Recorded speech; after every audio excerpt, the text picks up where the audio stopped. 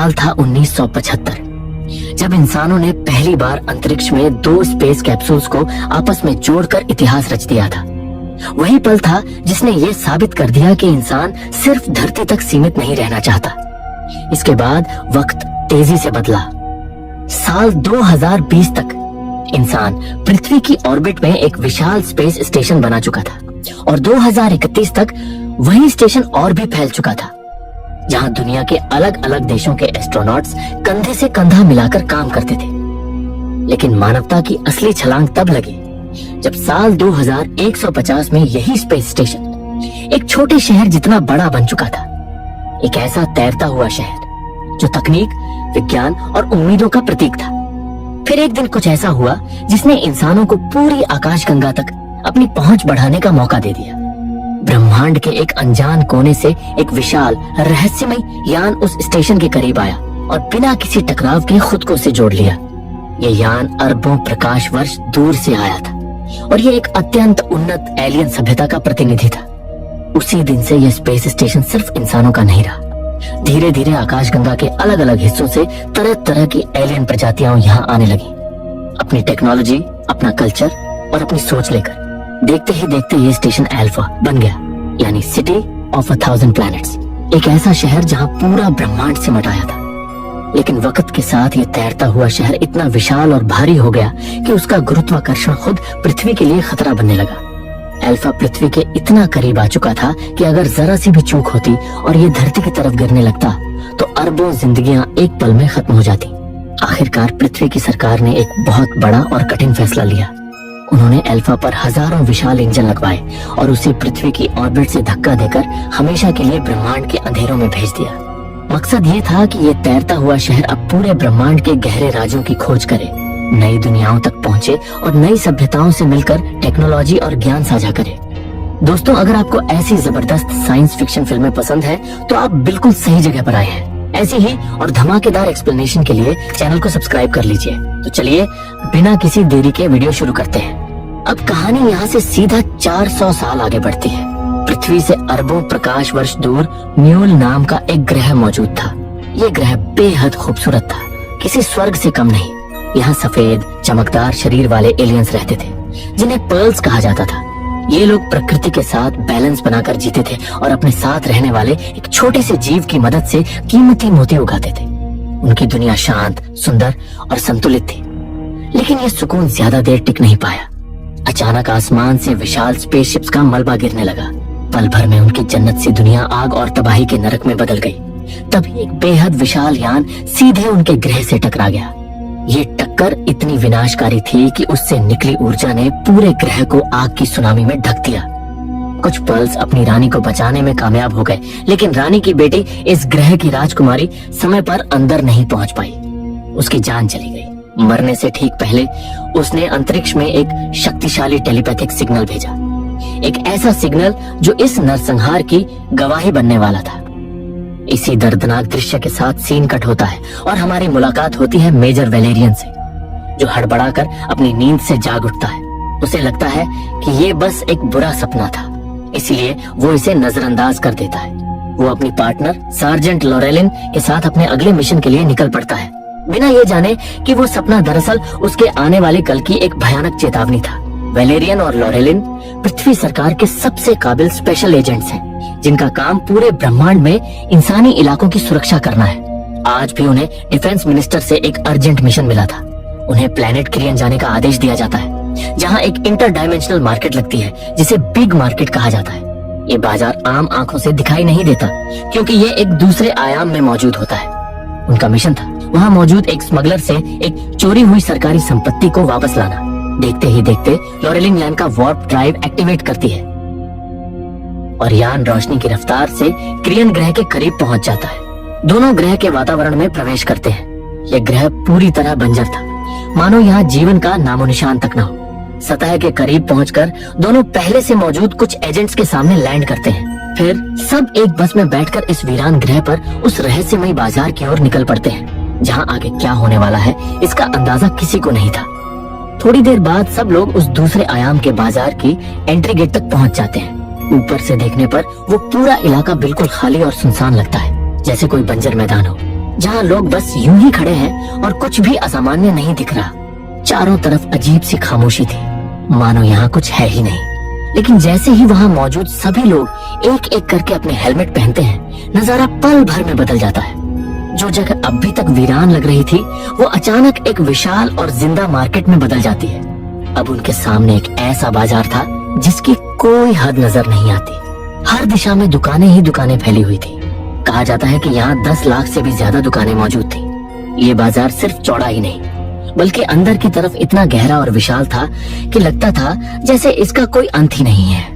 अलग अलग प्रजातियों के एलियंस, अजीबोगरीब कपड़ों में व्यापारी, चमकते हुए सामान, अनजानी भाषाओं की आवाजें, हर तरफ एक अराजक लेकिन जीवंत दुनिया सांस ले रही थी। इस दूसरे आयाम के बाजार में उस छोटी सी चुराई हुई चीज को ढूंढना किसी भूसे के ढेर में सुई तलाशने जैसा था। वैलेरियन गहरी सांस लेकर मेन गेट से अंदर कदम रखता है और बिना समय गंवाए अपनी तलाश शुरू कर देता है। वहीं दूसरी तरफ बाजार के पिछले हिस्से से लॉरलिन अंदर घुसने की योजना बनाती है। मेजर गिब्सन उसे सख्त लहजे में चेतावनी देते हैं कि याद रखना, तुम्हारे पास सिर्फ 12 मिनट है। यह सुनते ही लॉरलिन बिना वक्त गंवाए उस दूसरे आयाम के बाजार में दाखिल हो जाती है। उधर वैलेरियन को आखिरकार उस स्मगलर का ठिकाना मिल चुका था। वो खुद को अदृश्य कराने के लिए पास ही मौजूद एजेंट कूपर के पास पहुंचता है। कूपर उसे एक खास किस्म की बंदूक थमाता है और उसी पल वैलेरियन गायब हो जाता है। इसी दौरान 2 रहस्यमयी काले कपड़ों में लिपटे हुए लोग स्मगलर के अड्डे में घुसते हैं। असल में ये कोई और नहीं बल्कि वही पर्ल्स थे जिनका खूबसूरत ग्रह तबाह हो चुका था। ये दोनों यहाँ अपनी सबसे कीमती अमानत, उस पर्ल कन्वर्टर जीव को वापस लेने आए थे। वही जीव जिसे ढूंढने का आदेश लॉरलिन और वैलेरियन को भी मिला था। इस स्मगलर का नाम था खोडार, जो एक बेहद खतरनाक एलियन प्रजाति से ताल्लुक रखता था।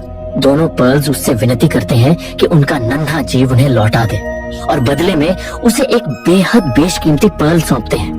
लेकिन खोदार धोखे से उन पर बंदूक तान देता है और उस जीव को लौटाने से इनकार कर देता है। हालात इतने बिगड़ जाते हैं कि वो दोनों पर्ल्स को मारने ही वाला होता है। तभी पीछे से अदृश्य वैलेरियन उसके सिर पर बंदूक रख देता है और साफ शब्दों में कहता है कि ये अर्थ गवर्नमेंट की संपत्ति है और मैं इसे लेने आया हूँ। उसी वक्त पीछे से लॉरलिन एक बॉक्स लेकर आती है और उस नन्हे जीव को अपने कब्जे में ले लेती है। लेकिन जैसे ही वैलेरियन बाहर निकलने लगता है, चारों तरफ से गोलियां चलने लगती है। वैलेरियन किसी तरह गोलियों से बचते हुए बाहर निकल आता है, लेकिन तभी खोडार के एक सैनिक की नजर उस पर पड़ जाती है। वो अपनी बंदूक से भारी भरकम चुंबकीय गोलियां वैलेरियन के हाथ पर चिपका देता है। अचानक उसका वजन इतना बढ़ जाता है कि वो कई मंजिलें तोड़ता हुआ नीचे गिर पड़ता है। किसी तरह वैलेरियन होश संभालकर उन चुंबकीय गोलियों को दुश्मन के शरीर से चिपका देता है और वो भारी वजन के साथ नीचे जा गिरता है। वैलेरियन और लॉरलाइन भीड़ के बीच से किसी तरह बाहर निकलने की कोशिश करते हैं, लेकिन तभी खोडार अपना सबसे खूंखार जानवर उनके पीछे छोड़ देता है। मेजर गिब्सन बाहर से चिल्लाकर दोनों को तुरंत भागने का आदेश देते हैं। वो भयानक जानवर अब उनके बिल्कुल पीछे आ चुका था। सब लोग पूरी रफ्तार से बस में चढ़ते हैं, मगर वो जानवर लगातार उनका पीछा करता रहता है। एक जबरदस्त छलांग लगाकर वो सीधे बस की छत पर आ जाता है और लोहे की छत को चीर डालता है। हालात बिगड़ते देख वैलेरियन तुरंत अपने स्पेसशिप के आर्टिफिशियल इंटेलिजेंस एलेक्स को मदद के लिए कमांड देता है। अब वो खूंखार जानवर बस के अंदर घुस चुका था और बेरहमी से सब पर हमला कर रहा था। तभी आसमान से उनका स्पेसशिप उड़ता हुआ आता है और सीधा बस के ऊपर मंडराने लगता है। वैलेरियन और लॉरलाइन सही वक्त पर छलांग लगाकर बस से निकलते हैं और किसी तरह जहाज के अंदर पहुंच जाते हैं। अंदर आते ही वो बिना देर किए ग्रह से बाहर निकलने की तैयारी करते हैं, लेकिन तभी जहाज को एक जोरदार झटका लगता है। वो जानवर अब उनकी जहाज की छत पर भी पहुंच चुका था। दोनों फौरन जहाज की रफ्तार बढ़ाते हैं और एक झटके में जहाज ग्रह की सीमा से बाहर निकल जाता है। कुछ देर बाद लॉरलाइन उस नन्हे चमत्कारी जीव को पिंजरे से बाहर निकालती है। उसे हल्की चोट लगी होती है, इसलिए वो उसे मेडिकल चैम्बर में रख देती है। वहीं वैलेरियन एलेक्स से उस पर्ल को स्कैन करने के लिए कहता है। एलेक्स बताती है कि यह पर्ल म्यूल ग्रह का है और इसके अंदर उनके स्पेसशिप से 10 गुना ज्यादा ऊर्जा समाई हुई है। ये सुनकर वैलेरियन हैरान रह जाता है। वो पूछता है कि म्यूल ग्रह के साथ आखिर हुआ क्या था। एलेक्स बताती है कि लगभग 30 साल पहले ये ग्रह पूरी तरह तबाह हो गया था। जब वैलेरियन उस ग्रह की और जानकारी निकालने की कोशिश करता है तो उसे एक्सेस नहीं मिल पाता। एलेक्स बताती है कि म्यूल ग्रह से जुड़ी हर जानकारी को गोपनीय कर दिया गया है और सिर्फ जनरल्स को ही इसका एक्सेस है। वैलेरियन धीमी आवाज में कहता है कि उसने इस ग्रह को अपने सपने में देखा था, पता नहीं क्यों। थोड़ी देर बाद दोनों अपनी अगली मंजिल की ओर जाने को तैयार थे। दोनों अपने यान का वार्प ड्राइव एक्टिवेट करते हैं और एक जोरदार झटके के साथ उनका यान अरबों प्रकाश वर्ष दूर स्थित अल्फा शहर के पास पहुंच जाता है। जैसे ही यान स्थिर होता है, एलेक्स उन्हें अल्फा की जानकारी देना शुरू करती है। वो बताती है कि ये शहर पिछले 400 सालों से लगातार अंतरिक्ष में यात्रा कर रहा है और पृथ्वी से अब तक करीब 70 करोड़ मील की दूरी तय कर चुका है। लॉरलाइन जब इसकी आबादी के बारे में पूछती है तो एलेक्स जवाब देती है कि इस समय यहाँ लगभग 3 करोड़ की आबादी है और ब्रह्मांड के कोने कोने से आई 3236 अलग अलग एलियन प्रजातियां यहाँ रह रही है। एलेक्स आगे बताती है कि यह विशाल शहर कई सेक्टर्स में बटा हुआ है, जहाँ हर प्रजाति के रहने लायक अलग अलग वातावरण बनाए गए हैं। वो समझाती है कि यहाँ पानी में रहने वाली करीब 800 प्रजातियां एक खास लिक्विड जोन में रहती है, जहाँ उनके लिए पूरा आर्टिफिशियल महासागर तैयार किया गया है। वहीं नॉर्थ साइड में एजिनो प्रजाति के लिए गैसियस लैंड्स हैं, जहां हवा में जहरीली गैस और धुआं भरा रहता है और जमीन नुकीले पत्थरों की बनी होती है। इसके ईस्ट में ओमेलाइट्स की कॉलोनी है, जो पूरी तरह टेक्नोलॉजी और सर्किट्स से बनी सुनहरी दुनिया जैसी दिखती है, जहां छोटे छोटे रोबोट्स लगातार जानकारी प्रोसेस करते रहते हैं। इसके अलावा एक पूरा सेक्टर ऐसा भी है जहां लगभग 90 लाख इंसान और उनके जैसे अनुकूल प्रजातियां साथ रहती हैं, जो किसी अल्ट्रा फ्यूचरिस्टिक महानगर का एहसास देता है। आखिरकार दोनों सेक्टर एक में लैंड करते हैं। असल में वो यहाँ अपने सीनियर कमांडर को रिपोर्ट करने आए थे। कमांडर से मिलने से पहले उनकी मुलाकात जनरल ऑक्टोबार से होती है, जो सीधे उस नन्हे पर्ल कन्वर्टर जीव के बारे में पूछते हैं। लॉरेलिन भरोसे के साथ जवाब देती है कि वो पूरी तरह सुरक्षित है सर। इसके बाद जनरल दोनों को एक बेहद गंभीर समस्या के बारे में बताते हैं।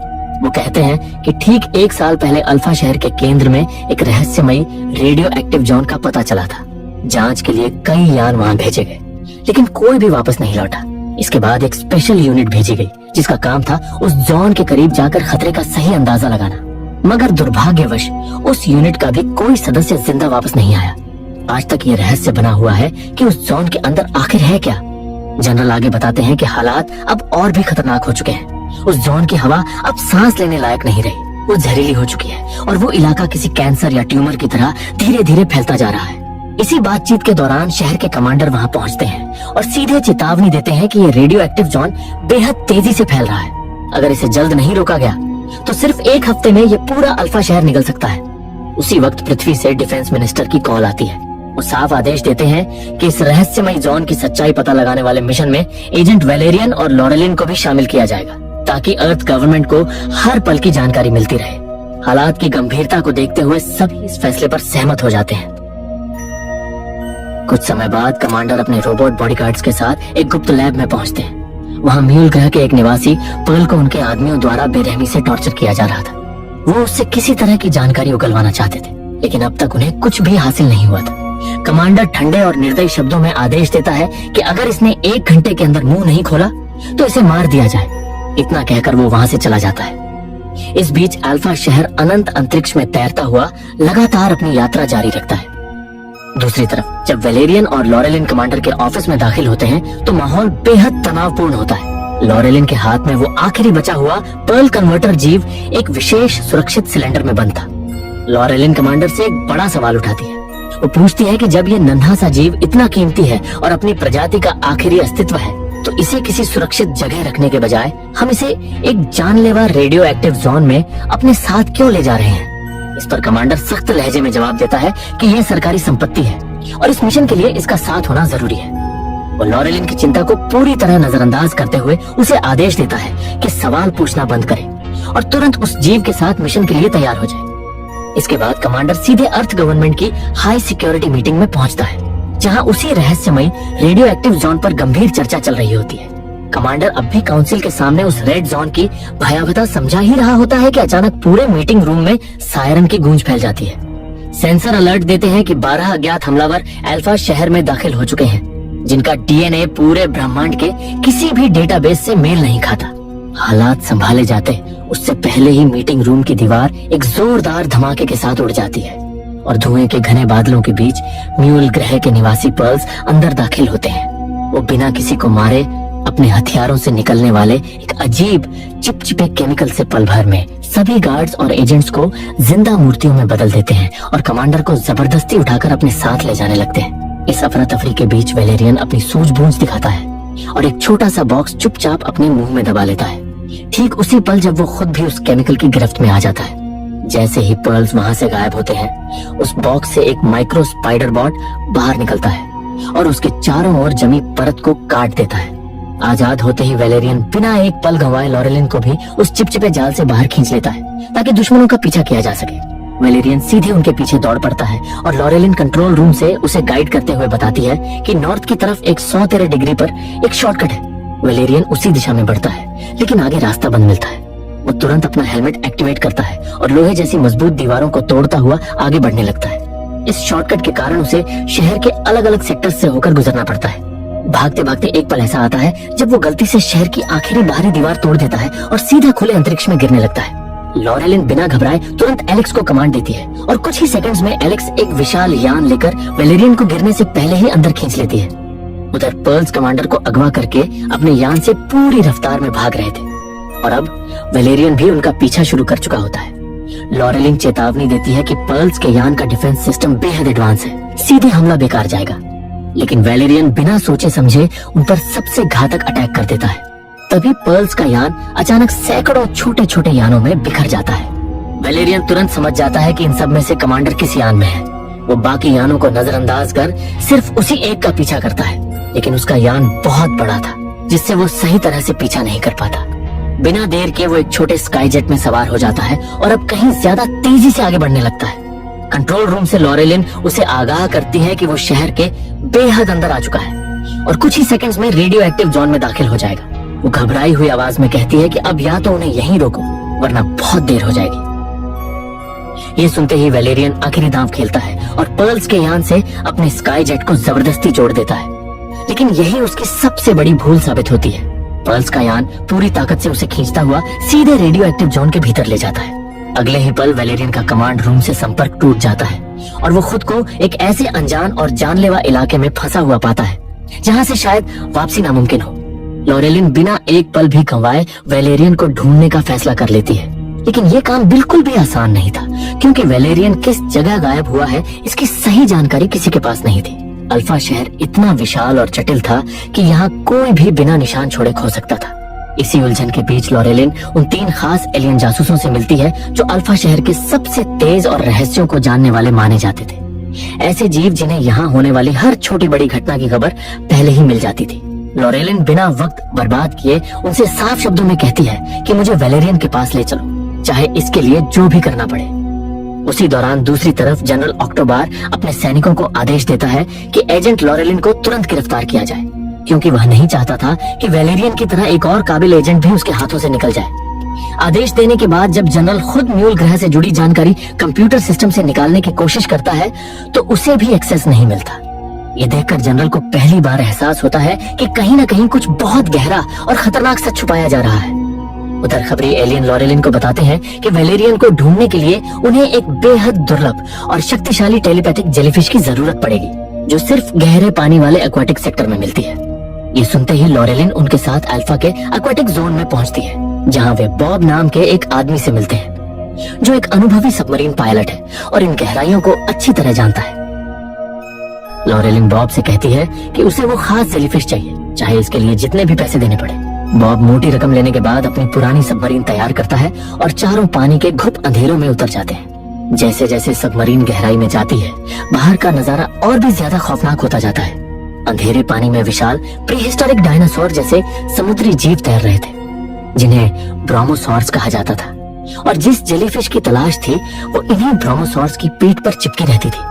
जैसे ही बॉब उस जेलीफिश को पकड़ने की कोशिश करता है, सारे ब्रोमोसॉर्स गुस्से में आ जाते हैं और सबमरीन का पीछा करना शुरू कर देते हैं। बॉब बड़ी मुश्किल से सबमरीन को उनके खुले मुंह में जाने से बचाता हुआ किसी तरह बाहर निकाल लाता है और आखिरकार सभी सुरक्षित लौट आते हैं। खबरी एलियन लॉरेलिन को बताते हैं कि अब इस जेलीफिश को उसके सिर पर रखना होगा, तभी वह टेलीपैथी के जरिए वैलेरियन की सही जगह का पता लगा पाएगी। लेकिन वे उसे सख्त चेतावनी देते हैं कि इसे सिर्फ 1 मिनट के लिए ही पहना जाए, क्योंकि ये एक शक्तिशाली टेलीपैथिक परजीवी है जो दिमाग की यादों से जुड़ जाता है। अगर 1 मिनट से ज्यादा देर तक ये सिर पर रहा तो धीरे धीरे यादों को खाना शुरू कर देता है और इंसान हमेशा के लिए पागल हो सकता है। वैलेरियन को बचाने की जिद में लॉरेलिन अपनी जान की परवाह किए बिना उस चिपचिपे जीव को अपने सिर पर रख लेती है।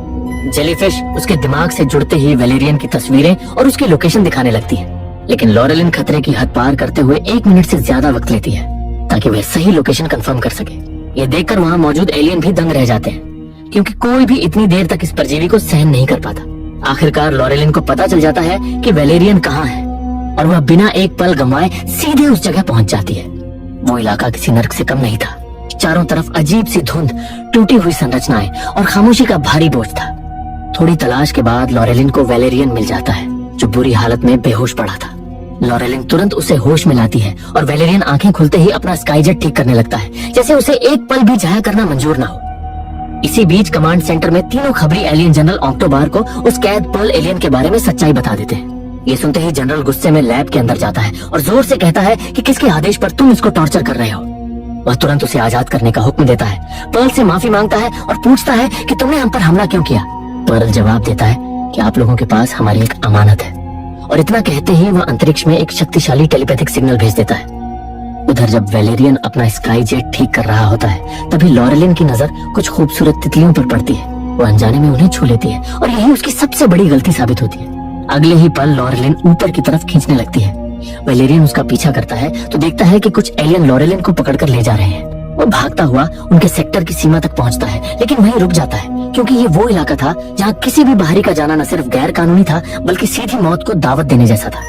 अंदर घुसने का रास्ता खोजने के लिए वैलेरियन उस रहस्यमयी सेक्टर के एक अंधेरे और शोर से भरे क्लब में जाता है। इसी क्लब में उसकी मुलाकात जॉली नाम के एक आदमी से होती है, जिसके पास बबल नाम की एक बेहद अनोखी शेप शिफ्टिंग एलियन थी। बबल किसी भी जीव का रूप लेने में माहिर थी, लेकिन यहाँ उसे गुलाम बनाकर रखा गया था। उसकी ताकतों का शोषण किया जा रहा था और उसे एक तमाशे की तरह इस्तेमाल किया जा रहा था। वैलेरियन उसकी ये हालत देखता है और बिना ज्यादा सोचे समझे उसे उस कैद से आजाद कराता है। बदले में वह बबल से वादा करता है कि अगर वह उसकी मदद करेगी तो वह उसे एक इज्जत भरी आजाद जिंदगी दिलाएगा। इस वादे के बाद बबल अपनी अद्भुत शक्तियों का इस्तेमाल करती है और खुद को एक मोटे, भयानक से दिखने वाले बातौर एलियन के रूप में बदल लेती है। वह वैलेरियन को अपने उसी विशाल शरीर के भीतर छुपा लेती है, ताकि वह बिना किसी शक के दुश्मनों के गढ़ में दाखिल हो सके। बबल और वैलेरियन गार्ड्स बने एलियंस के बीच से गुजरते हुए चुपचाप उस खतरनाक किंगडम के अंदर दाखिल हो जाते हैं, सिर्फ एक ही मकसद के साथ, लॉरेलिन को बचाना। इसी बीच कमांड सेंटर में एक एजेंट जनरल ऑक्टोबार को खबर देता है कि वैलेरियन बातौर एलियन किंगडम में घुस चुका है। यह सुनते ही जनरल के चेहरे का रंग उड़ जाता है, क्योंकि वह भी जानता था कि उस जगह जाना सीधे मौत को दावत देने जैसा है। उधर बात और किंगडम के अंदर वैलेरियन देखता है कि लॉरेलिन को इनका राजा अपने क्रूर भोज का हिस्सा बनाने वाला है। हालात की गंभीरता समझते ही वैलेरियन एक पल भी नहीं रुकता और सीधा हमला कर देता है। वो एक एक करके बात और सैनिकों को ढेर करता हुआ आगे बढ़ता है और आखिरकार उनके राजा को भी मार गिराता है। लेकिन अब पूरा किंगडम सतर्क हो चुका था और बात और की पूरी फौज उनके पीछे पड़ जाती है। अफरा तफरी के बीच बबल, वैलेरियन और लॉरेलिन किसी तरह अपनी जान बचाते हुए उस मौत के साम्राज्य से भाग निकलते हैं। उधर जनरल सीधे डिफेंस मिनिस्टर से संपर्क करता है। कमांडर की गैर मौजूदगी के कारण अब पूरे रेडियो एक्टिव जोन के रहस्य को सुलझाने की जिम्मेदारी जनरल ऑक्टोबार को सौंप दी जाती है। जनरल बिना एक पल गंवाए म्यूल ग्रह की पुरानी फाइलें खंगालना शुरू करता है। जैसे जैसे डेटा सामने आता है, उसकी आंखें खुलती चली जाती हैं। उसे वो सच्चाई दिखाई देती है जिसे दुनिया से सालों तक छुपाया गया था। म्यूल ग्रह कभी भी बंजर या निर्जीव नहीं था, बल्कि वहाँ एक पूरी उन्नत सभ्यता रहती थी, जो एक ही विनाशकारी हमले में मिटा दी गई। हैरानी और गुस्से में जनरल सिस्टम से पूछता है कि उस मिशन का कमांडिंग ऑफिसर कौन था, ताकि असली गुनहगार का नाम सामने आ सके। लेकिन स्क्रीन पर बड़े लाल अक्षरों में एक्सेस डिनाइड लिखा आता है। दूसरी ओर वैलेरियन, लॉरेलिन और बबल किसी तरह उस खतरनाक इलाके से निकलकर एक अलग ही जगह पहुंच चुके थे। लेकिन इस भागदौड़ में बबल बुरी तरह घायल हो चुकी थी। वह अपने आखिरी पलों में दोनों की तरफ देखती है, एक उदास सी मुस्कान देती है और फिर उसकी सांसें थम जाती हैं। भारी मन से दोनों आगे बढ़ते हैं। चलते चलते वैलेरियन को कुछ अजीब सा महसूस होता है। वह लॉरेलिन से कहता है कि हम रेडियो एक्टिव जोन के अंदर हैं, लेकिन यहाँ की हवा तो बिल्कुल साफ है। इसी पल वैलेरियन को एहसास हो जाता है कि कमांडर ने शुरुआत से ही उनसे कोई बहुत बड़ा सच छुपाया था। दोनों आगे बढ़ते हुए एक अजीब सी चमकदार दीवार के पास पहुंचते हैं। तभी उस दीवार के उस पार से एक पर्ल बाहर आता है। वह खुद का परिचय देता है, मेरा नाम सूर्य है और मैं महाराजा का बेटा हूँ। इतना कहकर वह दोनों को अपने पीछे आने का इशारा करता है। जैसे ही वे उस दीवार को पार करते हैं, दोनों के होश उड़ जाते हैं। उनके सामने पर्ल्स की प्रजाति जीवित और सुरक्षित खड़ी होती है। पर्ल्स का सम्राट उन्हें घेरने या हमला करने के बजाय पूरे सम्मान के साथ उनका स्वागत करता है और फिर एक चौंकाने वाली बात कहता है, वो बताता है कि उसके बेटे ने वैलेरियन के भीतर अपनी बहन राजकुमारी लिहोमिना का अंश महसूस किया है। ये सुनकर वैलेरियन पूरी तरह उलझ जाता है। सम्राट आगे समझाता है कि उनकी प्रजाति में मृत्यु के बाद आत्मा खत्म नहीं होती, बल्कि वह अपनी शारीरिक ऊर्जा को एक तरंग की तरह अंतरिक्ष में छोड़ देती है, जो किसी शुद्ध और मजबूत चेतना वाले व्यक्ति से जुड़ सकती है।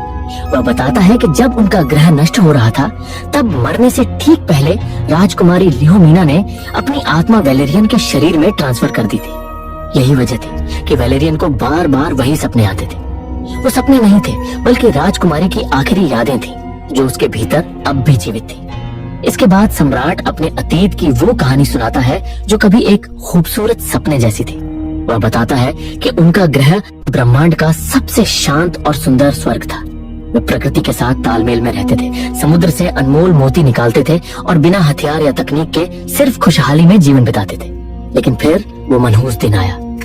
बिना किसी चेतावनी के उनके शांत आकाश के ऊपर दो विशाल शक्तियों के बीच भयानक युद्ध छिड़ गया, जिससे उनका कोई लेना देना नहीं था। आसमान से आग की बारिश होने लगी और तभी एक विशाल मदरशिप सीधे उनके ग्रह से टकरा गई। वह टक्कर इतनी विनाशकारी थी कि पलों में लाखों साल पुरानी सभ्यता राख में बदल गई। राजकुमारी लिहोमिना के साथ साथ 70 लाख मासूम जिंदगियां खत्म हो गईं। वैलेरियन पूछता है कि फिर आप लोग बचे कैसे? सम्राट बताता है कि तबाही के बाद बचे हुए कुछ लोग दुश्मन के टूटे हुए जहाज के मलबे में छिपकर सालों तक अंतरिक्ष के अंधेरों में भटकते रहे। उनके लिए लोहे और तारों से भरी वो दुनिया डरावनी थी, लेकिन जिंदा रहने की जिद ने उन्हें बदल दिया।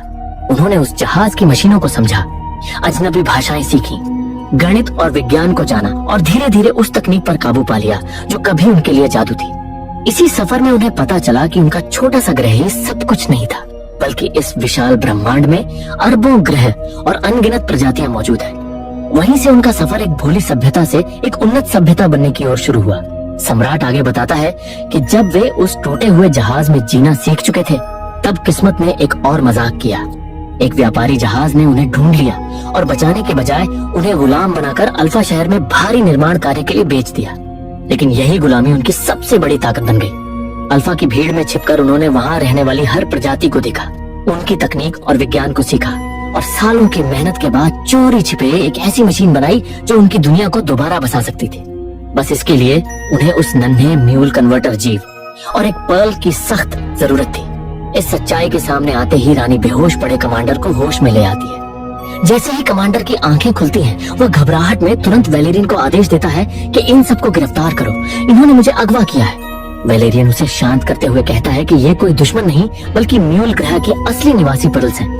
लेकिन कमांडर फिर से वही पुराना झूठ दोहराता है कि वह ग्रह पूरी तरह बेजान था और वहाँ कोई नहीं रहता था।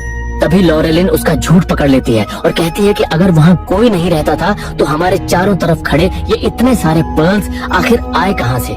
इस सवाल के बाद कमांडर के पास कोई जवाब नहीं बचता और वे आखिरकार मान लेता है कि 30 साल पहले उस युद्ध का कमांडिंग ऑफिसर वही था। वैलेरियन गुस्से में उसे आईना दिखाते हुए कहता है कि तुम्हें पहले से पता था कि उस ग्रह पर लोग रहते हैं, इसके बावजूद तुमने वही युद्ध लड़ा। असल में उस समय कई जूनियर ऑफिसर्स ने चेतावनी दी थी कि इस ग्रह पर बुद्धिमान जीवन मौजूद है और हम यहाँ जंग लड़कर उन्हें खतरे में डाल रहे हैं। लेकिन कमांडर ने उन्हें कीड़े मकोड़े और आदिवासी कहकर नजरअंदाज कर दिया और अपनी जीत के लिए पूरे ग्रह की बलि चढ़ा दी। बाद में जब उसे पता चला कि कुछ पर्ल्स अल्फा शहर में जिंदा बच गए हैं, तो अपने वॉर क्रिमिनल होने का सच छुपाने के लिए उसने बचे कुचे लोगों को भी हमेशा के लिए खत्म करने का फैसला कर लिया। गुस्से में वैलेरियन कमांडर को जोरदार मुक्का मारता है। इसी बीच बाहर जनरल एक्टोबार कमांडर को आजाद करवाने के लिए अपनी सेना भेज चुका होता है, जिसके साथ कमांडर के निजी रोबोट बॉडीगार्ड्स की एक पूरी टुकड़ी भी मौजूद होती है। दीवारों के भीतर पर्ल्स की रानी उस नन्हे जीव की मदद से मशीन को सक्रिय करती है और देखते ही देखते ऊर्जा की एक लहर के साथ पूरा इलाका उनके ग्रह जैसा दिखने लगता है।